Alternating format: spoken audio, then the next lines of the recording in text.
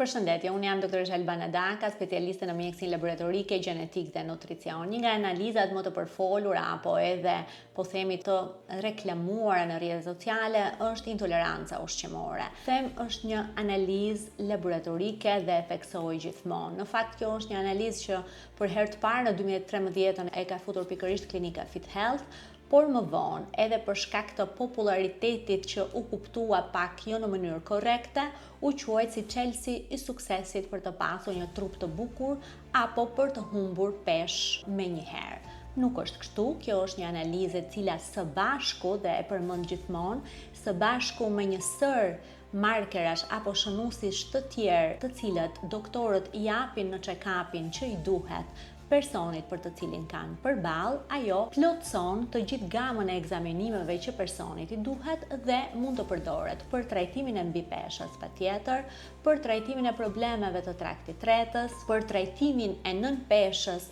apo për trajtime të tjera që lidhen me ushqimet, për të ndarë një alergji ushqimore nga një intolerancë ushqimore apo një deficit enzimatik, si që është rasti i laktozës apo i glutenit, nga një problematik e akumulimit të ushqimeve, po gjithmonë kryhet në klinika dhe institucione mjekësore. Kryerja e këtij testi me metoda jo të validuara mjekësore, në zyre të ndryshme apo në farmaci, po themi në ambiente të ndryshme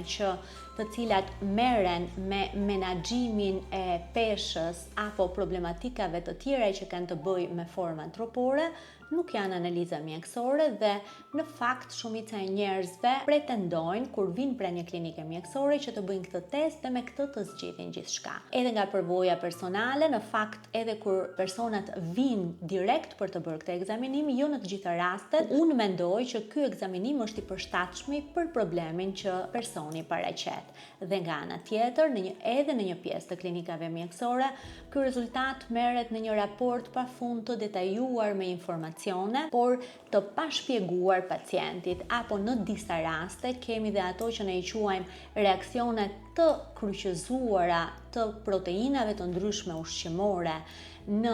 ekzaminim, të cilat mund të na japin artefakte apo rezultate false pozitiv, të cilat padyshim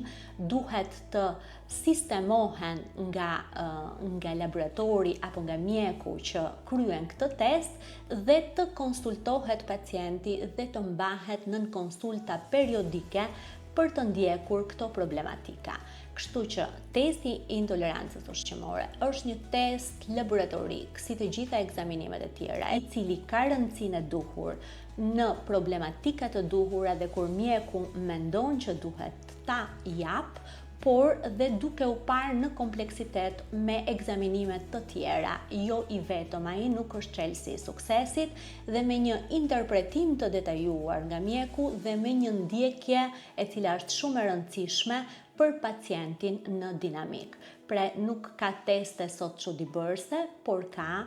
check-up apo kontrollet e duhura për personin apo për pacientin e duhur.